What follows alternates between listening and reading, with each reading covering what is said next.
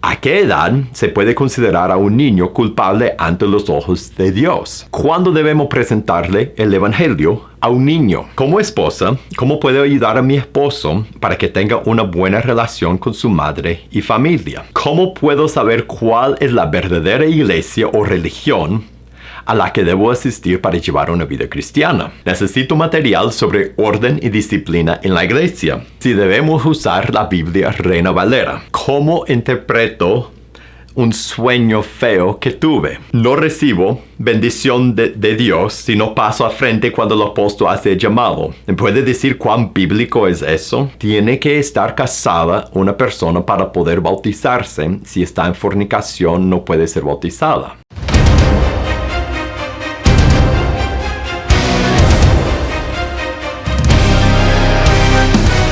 Hola, soy Felipe de PazConDios.com. Nuestra misión es equipar a líderes para capacitar a la iglesia. Y este es otro episodio de conversaciones sobre liderazgo y la iglesia. Y en este programa yo contesto las preguntas que me envían. Así que todo lo que me envíen preguntas son parte de esta conversación y hacen que esto sea una conversación de verdad. Y por lo tanto, estoy muy agradecido por cada pregunta que me mandan. Y si tú tienes una pregunta de tu vida, de Dios, del liderazgo, del ministerio, de la iglesia, de la Biblia, de lo que sea, mándame la pregunta a preguntas@pazcondios.com, preguntas@pazcondios.com. Y ahora vamos directo a las preguntas. La primera pregunta de hoy es: ¿a qué edad se puede considerar a un niño culpable ante los ojos de Dios?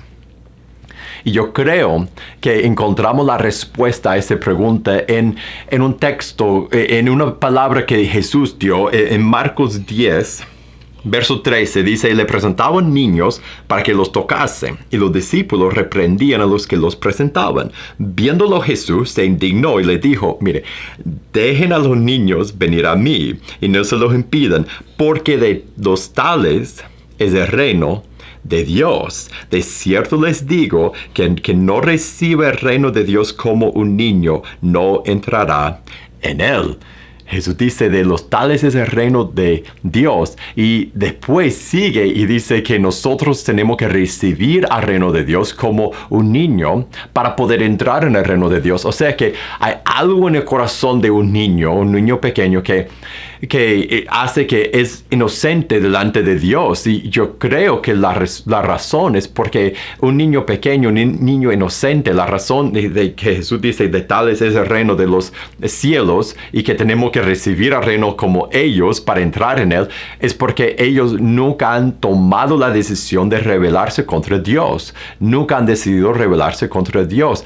Y por eso, delante de Dios, son inocentes. Y la respuesta a la pregunta no es una edad definida, sino un niño es culpable delante de Dios cuando ya empieza a tener conciencia de su pecado, de conciencia de que está rebelándose contra Dios, cuando peca conscientemente, como uno que ya es grande, cuando tiene esa culpabilidad y cuando de verdad de corazón se está rebelando contra sus papás y contra Dios, empieza a perder o pierde la inocencia que de niño tenía. Y ya se encuentra culpable delante de Dios como todo lo demás. Y junto con esa pregunta, hace la siguiente pregunta: ¿cuándo debemos presentarle el Evangelio a un niño? ¿Cuándo es culpable un niño y cuándo debemos presentarle el Evangelio? Y debemos presentar el Evangelio a nuestros hijos desde que empezamos a hablar con ellos, desde que abrimos la boca a hablar con ellos cuando son chiquititos. Siempre debemos estarles presentando el Evangelio, porque el Evangelio no es lo que presentamos en el momento que es tiempo de que tome su decisión. No, el Evangelio es lo que le presentamos para que se forme su forma de ver al mundo y de conocer a Dios y de pensar en nosotros y en su pecado, y para que vayan formando su concepto de quién es Dios y quiénes son ellos desde muy pequeños, desde antes de que pierden esa inocencia, para que entiendan el Evangelio, para que cuando llegue el momento de que ellos ya tienen la edad de tomar la decisión de que de verdad pueden arrepentirse, como dicen Hechos 2:38, arrepiéntense arrepiéntanse y se bauticen, cada uno para el perdón de los pecados y recibirán el don del Espíritu Santo. Eso de arrepentirse es de tomar una decisión propia.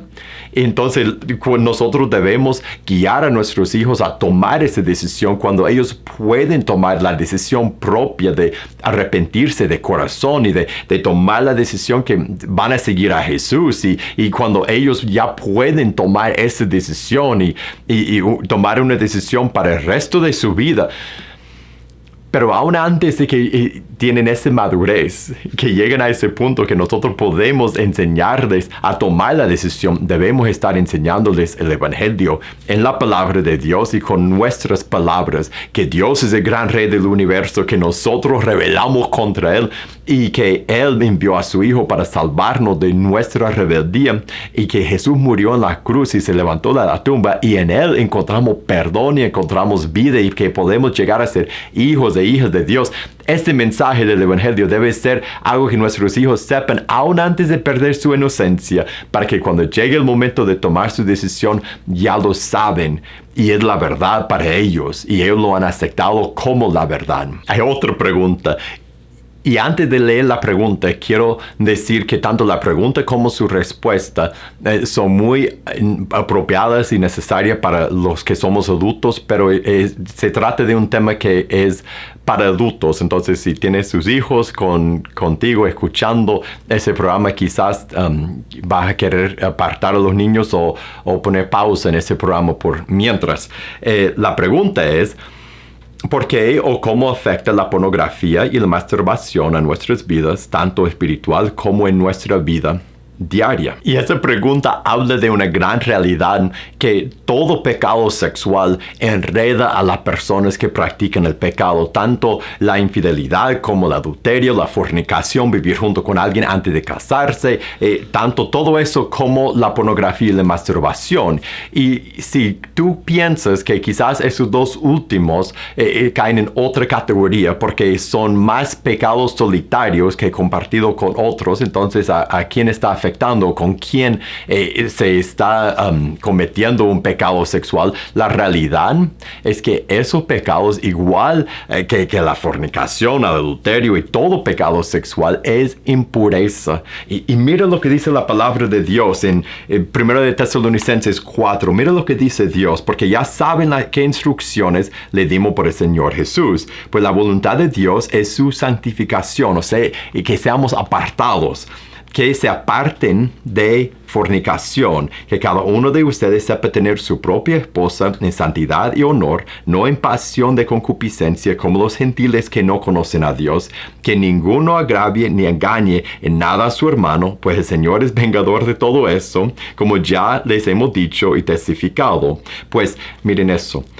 No nos ha llamado Dios a inmundicia, sino a santificación. Así que el que desecha eso, no desecha a hombre, sino a Dios, que también nos dio el Espíritu Santo. Dios no nos ha llamado a la impureza sexual, y todos esos pecados son impureza sexual y se enreda en nuestra vida. La razón que nos afecta tanto espiritualmente como físicamente es por algo que Pablo dice en 1 Corintios 6, verso 18, dice: huyen de la fornicación. Cualquier otro pecado que el hombre cometa está fuera del cuerpo, mas el que fornica contra su propio cuerpo peca. O ignoren que su cuerpo es templo del Espíritu Santo, el cual está en ustedes, el cual tiene de Dios, y que no sois vosotros, pues han sido comprados por precio. Glorifiquen pues a Dios en su cuerpo y en su espíritu, los cuales son de Dios. Y ahí habla específicamente de fornicación, pero recuerda lo que dijo Jesús al principio de Mateo, que solo mirar a una mujer con lujuria es fornicar, es adulterar. O sea que en el corazón, cuando pecamos con el corazón, o solos, o por ver imágenes, o por ver a personas, o por hacer cosas con otra persona, todo pecado sexual cae en esa categoría. Y el apóstol Pablo dice que a pesar de que todo pecado tenga consecuencias, el pecado sexual tiene consecuencias diferentes y afecta tanto al cuerpo como al alma. Y que nosotros pecamos contra Dios y contra nosotros mismos. Y él dice: tu cuerpo es templo del Espíritu Santo, glorifica a Dios en tu cuerpo. Por lo tanto, la razón que esos pecados nos afectan tanto es porque es impureza. Y los estamos cometiendo con el cuerpo que es el templo del Espíritu Santo. Y afecta, por lo tanto, muchísimo a nuestra relación con Dios, a nuestra relación con otras personas y a nosotros mismos. Y debemos hacer caso a lo que dice Pablo y ser puros, 100% completamente puros, con el poder del Espíritu Santo y usar nuestro cuerpo para glorificar a Dios. Y la próxima pregunta. Como esposa, ¿cómo puedo ayudar a mi esposo para que tenga una buena relación con su madre y familia? Él tiene heridas desde pequeño y siento que no ha perdonado aún y le cuesta mucho ser agradecido, integrarse y tener buena relación con su familia. Yo recibo todas las quejas de su mamá y hermanas y ya no sé cómo ayudar. Esa es una situación difícil, pero la buena noticia es que tú estás en un lugar en que tú sí puedes hacer algo muy positivo, tanto para tu esposo como para su mamá y sus hermanas y toda la familia. Tú puedes hablarle el Evangelio a tu esposo. El Evangelio es la respuesta a esta pregunta, es la respuesta a este problema, tal como es la respuesta a todos nuestros problemas. Y si tu esposo no ha entrado en el Evangelio, tu mensaje a él debe ser: Dios te extiende gracia. Él te extiende un trato muchísimo mejor de lo que mereces. Tú has rebelado contra Dios y Dios ha enviado a su Hijo para perdonarte, para morir en la cruz, para que tú puedas ser su hijo y ahora tienes a Dios por tu Padre y Él te ama y te ha aceptado. Si entras en el Evangelio tendrás a Dios por tu Padre y Él te amará y te aceptará y te lavará y te limpiará y serás parte de la familia de Dios y tendrás entonces que perdonar y extender la misma gracia que habrás recibido de Dios a tu mamá y a tus hermanas y a toda la familia y perdonar y tratar mejor de lo que merece a ellas. Y entonces tu mensaje para tu esposo, si no es cristiano, no es tanto debes llevarte mejor con tu familia, sino debes recibir la gracia abundante de Dios. Debes arrepentirte, bautizarte, entregarte a Jesús, recibir la gracia de Dios y después debes dar esa gracia a ellas.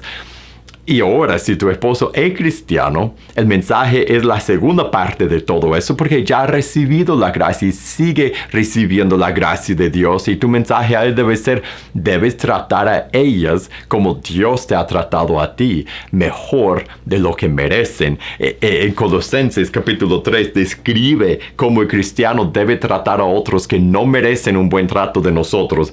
En el verso 12 de capítulo 3 de Colosenses: vístense pues como escogidos de Dios, santos y amados, de entrañable misericordia, de benignidad, de humildad, de mansedumbre, de paciencia, soportándose unos a otros y perdonándose unos a otros si alguno tuviera queja contra otro. De la manera que Cristo les perdonó, así también deben hacerlo ustedes. Y sobre todas esas cosas, vístese de amor, que es el vínculo perfecto.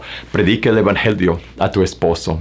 Si no es cristiano, predícale el Evangelio para que entre en la gracia de Dios y pueda dar la gracia de Dios a ellos.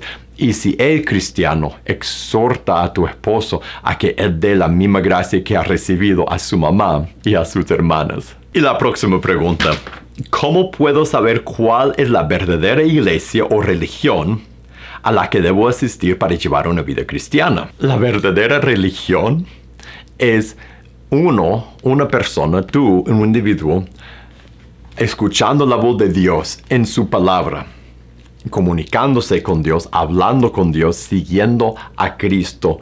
Esta es la verdadera religión. Es uno escuchando a Dios, siguiendo a Cristo, obedeciendo a Dios.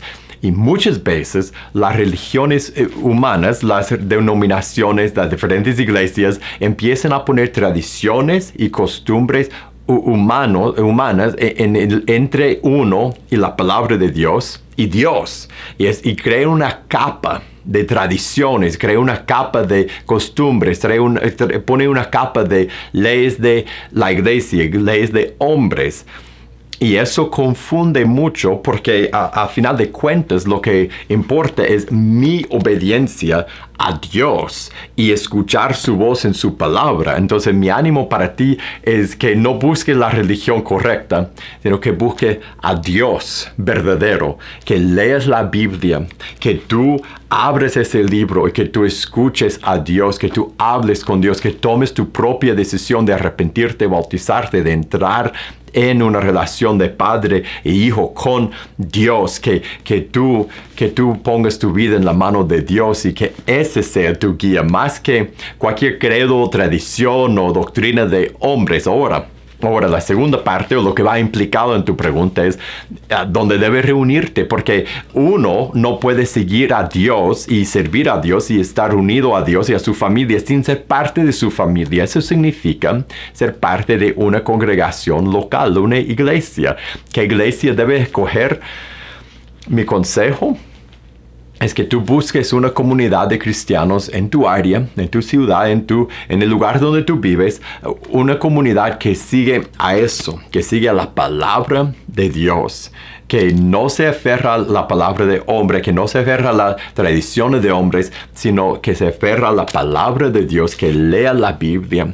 Y para que tú puedas con ellos buscar directamente a Dios a través de su palabra. Y que Dios te bendiga en esa búsqueda. Y la próxima pregunta. Necesito material sobre orden y disciplina en la iglesia. El Espíritu Santo está pidiendo orden y deseo trabajarlo en mi congregación. El mejor material que te puedo recomendar para ese tema es el libro de 1 de Corintios, porque en ese tiempo el apóstol Pablo escribió la carta a los Corintios, a la iglesia en Corinto, porque había mucho desorden, había muchos problemas en esa iglesia. Y en esa carta él habla de muchos de los problemas que ellos tenían y por lo mismo, muchos de los problemas que ellos tenían en su día son los mismos problemas que aparecen hoy día en las iglesias en nuestro tiempo. Entonces mi mejor consejo sería: lea y usa el 1 de Corintios, toda esa carta como su material, su texto para llevar el orden y la disciplina a la iglesia que Dios está pidiendo de ustedes en el lugar donde tú estás. Y la próxima pregunta es si debemos usar la Biblia Reina Valera. La Reina Valera es una buena traducción. Personalmente yo uso la Reina Valera, es la que ando aquí. Pero más que eso en mi lectura personal y desde el púlpito uso la NVLH, que es otro. Para mí personalmente es una mejor traducción, pero son buenas traducciones las dos. Hay otras traducciones que son buenas, la NBI, la NTV. Hay diferentes traducciones que no son tan fieles al texto y yo tengo cuidado con ellos. Hay traducciones muy literales y traducciones que van al otro lado de que son casi parafrases, que ni son traducciones. Y yo prefiero, y mi consejo sería que usara una traducción más literal en vez de menos literal, porque así uno está leyendo más de lo que dice el texto, de lo que decía el texto originalmente en el griego, y menos de lo que los traductores piensan que el texto está diciendo. Por eso yo prefiero las traducciones más literales, pero no hay una que es la mejor. Hay varias que son buenas y mi consejo es que experimente con diferentes. Busca la NBI, que es un poco menos literal, pero no es traducción, no es paráfrasis. Usa la NVLH si siempre has usado la Reina Valera, después compararlo con la Reina Valera. Esa es otra cosa que es útil hacer, es tener varias traducciones. Y ahora, por ejemplo, con las apps de YouVersion, por ejemplo, otras apps de la Biblia, otros sitios donde hay varias traducciones, uno puede comparar diferentes textos en diferentes traducciones y ahí puede ver las diferencias en la traducción y eso ayuda a la interpretación personal también. Y la próxima pregunta: ¿cómo interpreto un sueño feo que tuve? Y A continuación, el joven que hace la pregunta describe un sueño que tuvo. Y yo quiero contestar esa pregunta no específicamente en cuanto a ese sueño, sino de una forma que lo podemos usar con todos los sueños que tenemos. Hay 3 diferentes formas o fuentes de donde pueden venir los sueños. Primero, podría ser algo de Dios. Dios manda sueños. Dios se comunica con nosotros a veces a través de nuestros sueños. Lo que tenemos que hacer siempre es comparar lo que soñamos con la palabra de Dios. Y si confirma o afirma algo que encontramos en la palabra de Dios, podemos aceptarlo como algo que viene de Dios. Pero si es algo diferente de la palabra o algo muy afuera de la palabra, no viene de Dios. La palabra de Dios es nuestra autoridad, no nuestros sueños. Ahora, otro lugar de donde pueden venir los sueños es de Satanás y de los demonios. Y si algo es una mentira, si algo en el sueño es mentira, si el mensaje del sueño de lo que nos hace sentir, de lo que nos dice en el sueño, de lo que soñamos, no viene de Dios, no concuerda con su palabra y más bien va en contra de la palabra de Dios, podemos con seguridad decir que este sueño viene del enemigo, viene de Satanás y de los demonios y cae en la categoría de lo que Pablo dice en Corintios, de tomar cautivo ese pensamiento a la obediencia de Cristo, ¿no? En este caso sería de descartarlo, de no volver a pensar en eso, de orar y pedir que Dios nos proteja cuando dormamos y de no pensar en ese sueño más, de no hacerle caso al enemigo.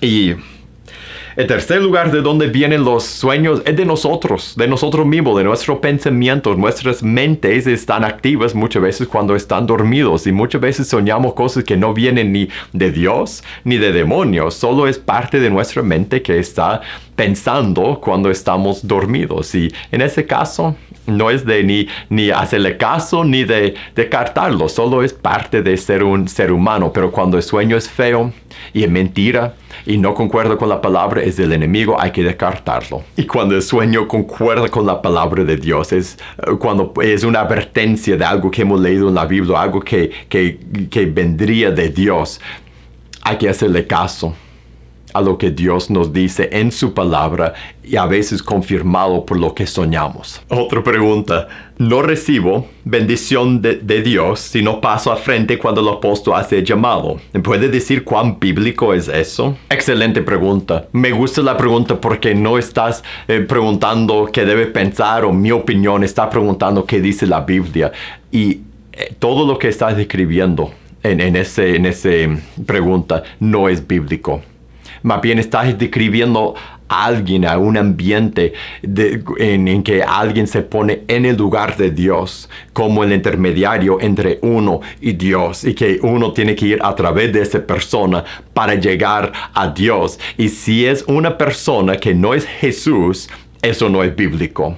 No es bíblico. Nosotros podemos compartir la gracia los unos a los otros, podemos bendecirnos, podemos orar los unos por los otros, pero no hay una persona en cada iglesia que es dueño de esa bendición. No hay una persona que debe estar, que tiene que guardar eso y que nosotros tendríamos que ir a esa persona para recibir la bendición. Hay una persona, pero no es un humano en la tierra, es Jesús. Mira lo que dice Hebreos capítulo 4. Verso 14, por tanto, teniendo un gran sumo sacerdote que traspasó los cielos, Jesús, el Hijo de Dios, retengamos nuestra profesión, porque no tenemos un sumo sacerdote que no pueda compadecerse de nuestras debilidades, sino uno que fue tentado en todo, según nuestra semejanza, pero sin pecado. Acerquémonos, pues, confiadamente al trono de la gracia, para alcanzar misericordia y hallar gracia para el oportuno socorro. Jesús es nuestro sumo sacerdote, no una persona en nuestra iglesia. Si tú eres cristiana, si tú te has arrepentido y bautizado, si has entrado en Cristo, tú tienes acceso directo a Dios. Tú puedes hablar directamente con Él. Tú tienes el Espíritu Santo. Tú has recibido la bendición de Dios y tú puedes recibir más de la bendición de Dios. Tú puedes leer la palabra y escuchar la voz de Dios. Tú puedes hablar directamente con tu Padre. No tienes que depender de otro hombre para llevarte a Dios. Jesús es tu sacerdote. Jesús te abrió la puerta, abrió el camino para que tú pudieras, como dice, acercarte al trono de la gracia. Y dice que debes hacerlo confiadamente a través de Jesús, no a través de otra persona. Y ahora una pregunta desde Trujillo, Honduras. Yo viví en esa área por varios años y, pues, buenos recuerdos. La pregunta es, deseo saber su opinión a la luz de la palabra de Dios. Repito, tiene que estar casada una persona para poder bautizarse. Si está en fornicación, no puede ser bautizada. Yo creo que es un error enseñar como una regla religiosa que tienes que casarte antes de bautizarte.